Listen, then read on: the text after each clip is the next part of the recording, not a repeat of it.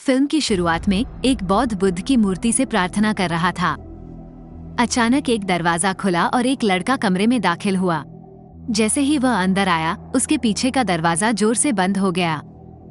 इसके बाद सन एक लड़के और उसके बड़े भाइयों के बीच नाटकीय दिखावटी लड़ाई में बदल गया, जैसे कि वे मार्शल आर्ट का अभ्यास कर रहे हों।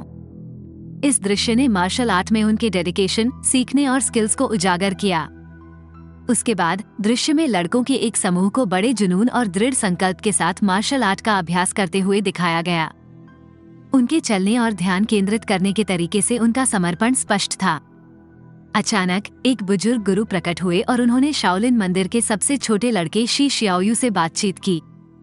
उन्होंने उनके प्रदर्शन के बारे में बात की और उन्हें अपने मार्शल आर्ट कौशल में सुधार करने के लिए प्रोत्साहित किया। मास्टर ने उसे सकारात्मक तरीके से प्रेरित किया और उससे आग्रह किया कि वो उस सख्त वैज्ञानिक से सावधान रहें जिसके तहत वो अध्ययन करने जा रहा था।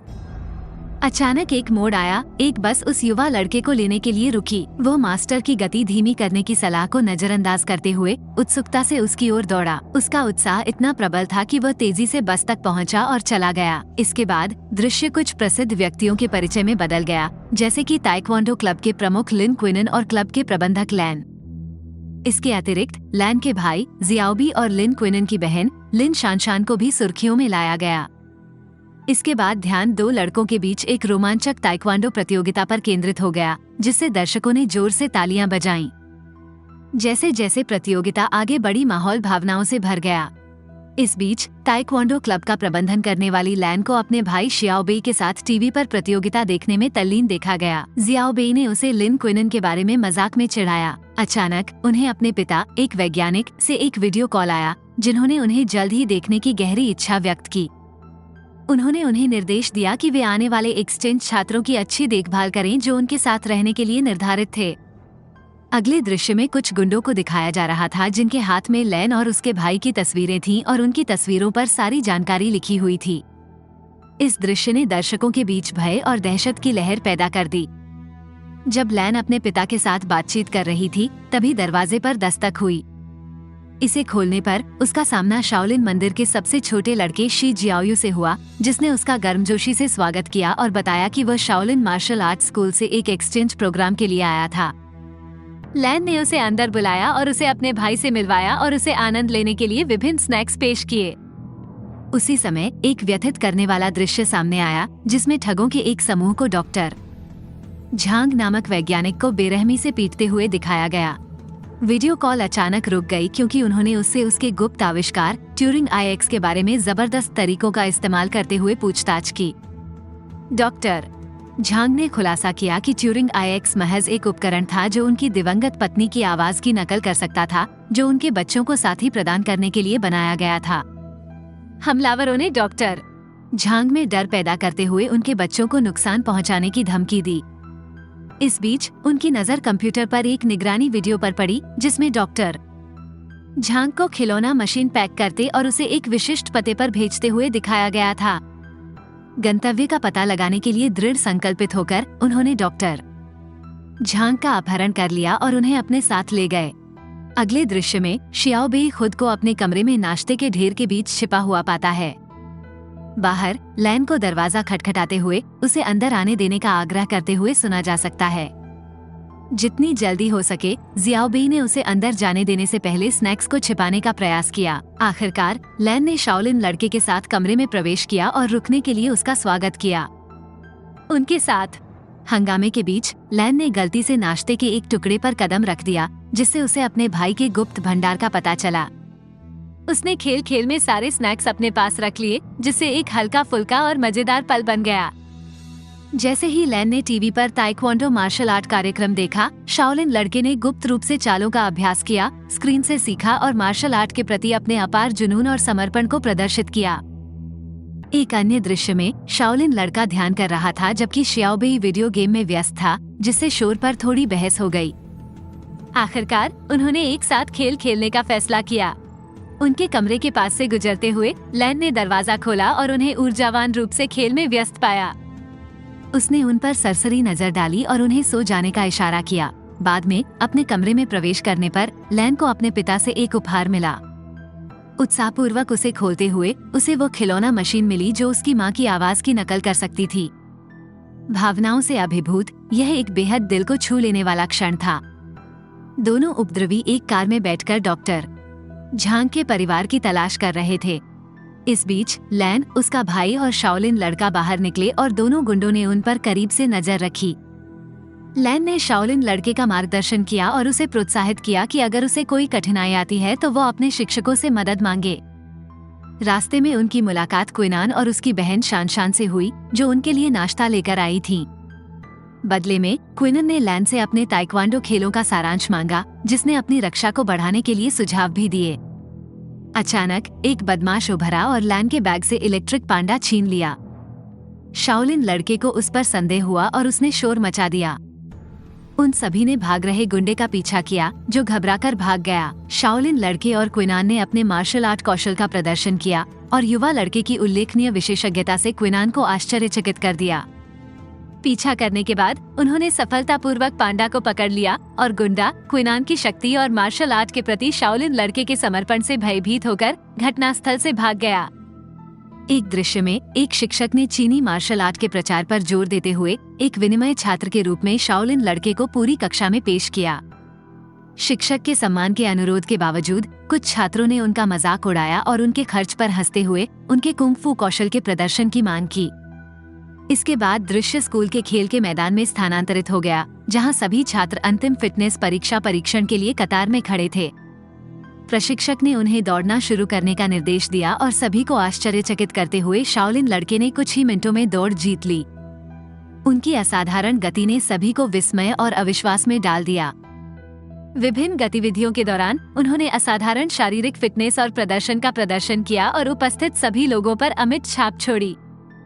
डॉक्टर झांग की पीड़ा स्पष्ट थी। उनका शरीर यातना और शारीरिक शोषण के क्रूर परिणामों को प्रदर्शित कर रहा था। एक गहरा कष्टदायक दृश्य जिसने दिल को झकझोर दिया, विशेष रूप से एक वैज्ञानिक के रूप में उनकी उल्लेखनीय प्रतिभा और योगदान को देखते हुए। फिर दृश्य शाओलिन लड़के पर केंद्रित हो गया और शियाओबी शारीरिक फिटनेस के महत्व पर चर्चा करते हुए बातचीत में तल्लीन हो गए। शाओलिन लड़के ने जियाओबी को नियमित अभ्यास के लिए खुद को समर्पित करने के लिए प्रोत्साहित किया, जिसका लक्ष्य उसकी तरह आगामी अंतिम परीक्षा में एक्सीलेंस प्राप्त करना और जीत हासिल करना था।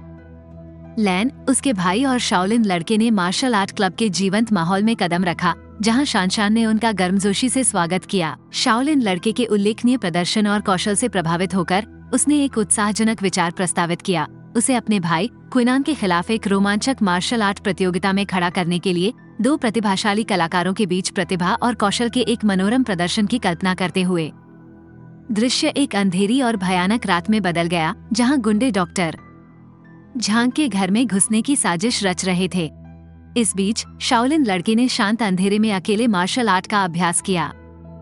दरवाजा खुलने की आवाज से चौंककर वो तेजी से एक सोफे के पीछे छिप गया और फिर मार्शल आर्ट में अपने असाधारण कौशल का प्रदर्शन किया। चोर एक इलेक्ट्रॉनिक पांडा मशीन लेकर फरार हो गए। बॉस गुंडे ने दोनों को उनकी मूर्खता के लिए डांटा। अगले दृश्य में क्विनन ने उत्साही दर्शकों के सामने अपनी मार्शल आर्ट कौशल का प्रदर्शन किया। तालियों और जयकारों की बौछार हुई। शानशान ने सुझाव दिया कि शाओलिन लड़के को उसके भाई के साथ झगड़ा करना चाहिए, लेकिन क्विनन ने ये कहते हुए मना कर दिया कि वह बच्चों के साथ झगड़ा नहीं करता है। हालांकि शाओलिन लड़के ने इसे आजमाने पर जोर दिया। दर्शकों को अप्रत्याशित और रोमांचक मैच का बेसब्री से इंतजार था। इस बीच पांडा मशीन चुराने का लक्ष्य रखते हुए दो गुंडों ने दर्शकों में खुद को महिलाओं के रूप में प्रच्छन्न किया। मैच की शुरुआत रोमांचक मार्शल आर्ट कौशल के प्रदर्शन के साथ हुई, जिसने सभी को अपनी सीटों से बांधे रखा। जैसे ही जियाओबेई वापस लौटा और अपना पेय पीने लगा, उसने अचानक चोरों को पांडा मशीन से भागते हुए देखा। उसने शोर मचाते हुए सबका ध्यान अपराधियों की ओर दिलाया। शाओलिन लड़के ने उन्हें पहचान लिया कि वे वही व्यक्ति हैं जो पिछली रात घर में घुस आए थे और पीछा करने लगे थे। लाख कोशिशों के बावजूद बदमाश भागने में कामयाब रहे। प्रशिक्षण केंद्र में हंगामा देखकर प्रशिक्षक दंग रह गए और उन्होंने सभी को अपने कार्यालय में इकट्ठा होने का निर्देश दिया। पुलिस पहुंची और लैन से लापता वस्तु पांडा मशीन के बारे में पूछताछ की, जिसका भावनात्मक महत्व काफी था क्योंकि यह उसकी दिवंगत मां की आवाज की नकल कर सकती थी। उसने पुलिस अधिकारी से इसकी बरामदगी में सहायता करने का अनुरोध किया और अधिकारी ने उसे उनके समर्पण का आश्वासन दिया। एक बार जब पुलिस चली गई तो शिक्षिका ने उन्हें फटकार लगाई और सलाह दी कि उन्हें किसी भी घटना की तुरंत रिपोर्ट करनी चाहिए या अकेले मुद्दों से निपटने के बजाय पुलिस को बुलाना चाहिए। शाओलिन लड़के को छोड़कर बाकी सभी लोग लैन द्वारा पांडा को खोने पर पश्चाताप व्यक्त करते हुए उभरे। यह एहसास होने पर कि शाओलिन गायब है, वे घबरा गए और वे जोर जोर से उसकी तलाश करने लगे। आखिरकार उन्होंने उसे टेबल के नीचे अकेला बैठा हुआ पाया, जो स्पष्ट रूप से परेशान था। वे खोई हुई वस्तु को खोजने में आश्वासन और सामूहिक समर्थन की पेशकश करते हुए उसके चारों ओर एकजुट हो गए। अपनी आत्माओं को ऊपर उठाकर वे एकजुट और आशान्वित होकर अपने घरों को लौट आए। गुंडों के साथ मुठभेड़ के दौरान ताइक्वांडो केंद्र में हुई हाथापाई के बाद बच्चे साफ सफाई के कठिन कार्य में पूरे मन से लगे हुए थे, जिससे माहौल एक हलचल और गतिशील माहौल में बदल गया। लैन और उसके समर्पित समूह ने अपने कार्यों को सटीकता और दृढ़ संकल्प के साथ समन्वयित करते हुए लापता इलेक्ट्रॉनिक पांडा की निरंतर खोज में पुलिस की सहायता करने के लिए अथक प्रयास किए।